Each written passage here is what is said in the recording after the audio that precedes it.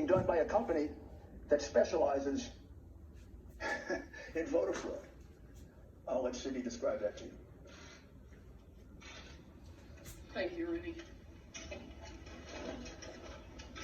What we are really dealing with here and uncovering more by the day is the massive influence of communist money through Venezuela, Cuba, and likely China in the interference with our elections here in the United States. The Dominion voting systems, the Smartmatic technology software, and the software that goes in other computerized voting systems here as well, not just Dominion, were created in Venezuela at the direction of Hugo Chavez to make sure he never lost an election after one constitutional referendum came out the way he did not want it to come out. We have one very strong witness who has explained how it all works.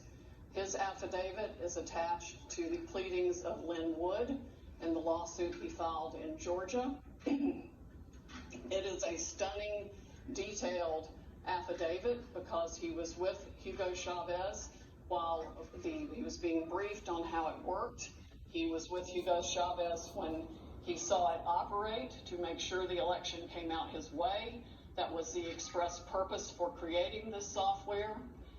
He has seen it operate, and as soon as he saw the multiple states shut down the voting on the night of the election, he knew the same thing was happening here, that was what had gone on.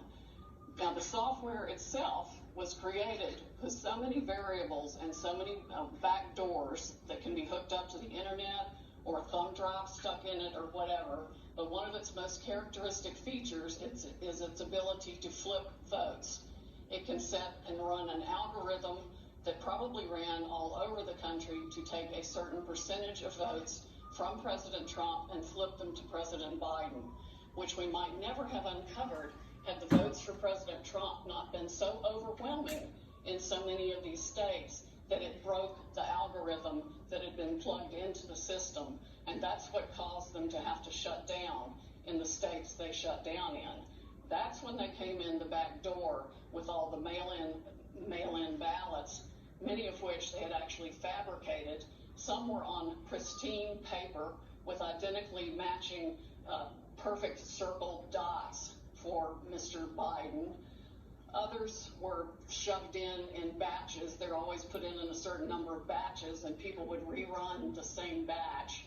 This corresponds to our statistical evidence that shows incredible spikes in the vote counts at particular times, and that corresponds to eyewitness testimony of numerous people who have come forward and said that they saw the ballots come in the back door at that time.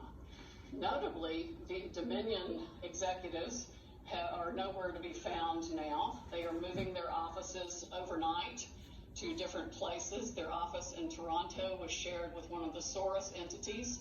One of the leaders of the Dominion project overall is Lord Mallet Brown, Mr. Soros' number 2 person in the UK and part of his organization. There are ties of the Dominion leadership to the Clinton Foundation and to other known politicians in this country.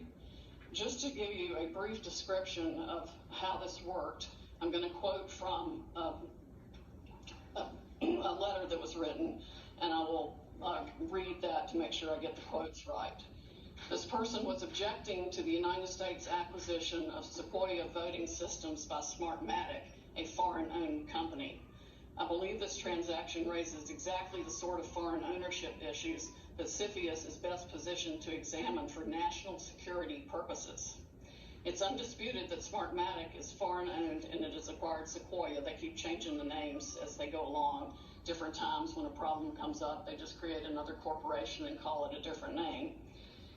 But it was a voting machine company doing business in the United States. Sequoia voting machines were used to record over 125 million votes during the 2004 presidential election in the United States. Smartmatic now acknowledges that Antonio Mujica, a Venezuelan businessman, has controlling interest in Smartmatic, but the company has not revealed who all the Smartmatic owners are. According to the press, Smartmatic's owners are hidden through a web of offshore private entities, and that is in fact true. Smartmatic has been associated with the Venezuelan government led by Hugo Chavez, which is openly hostile to the United States, and of course, as we all know, communistic and really brutalizing its own people. The system has been continued there by Mr. Maduro and ensured his election. Smartmatic's possible connection to the Venezuelan government poses a potential national security concern in the context of its acquisition of Sequoia, because electronic voting machines are susceptible to tampering, and insiders are in the best position to engage in such tampering. This letter expresses concern of the Chicago 2006 primary election. And it ends by saying the products and services that are of Venezuelan origin, and evaluate Smartmatic's ownership to determine who could have influence and control over these and other Sequoia products and services are important to the national security of the United States. This letter was written to Hank Paulson on October 6, 2006 by Congresswoman Carolyn B. Maloney. Senators Klobuchar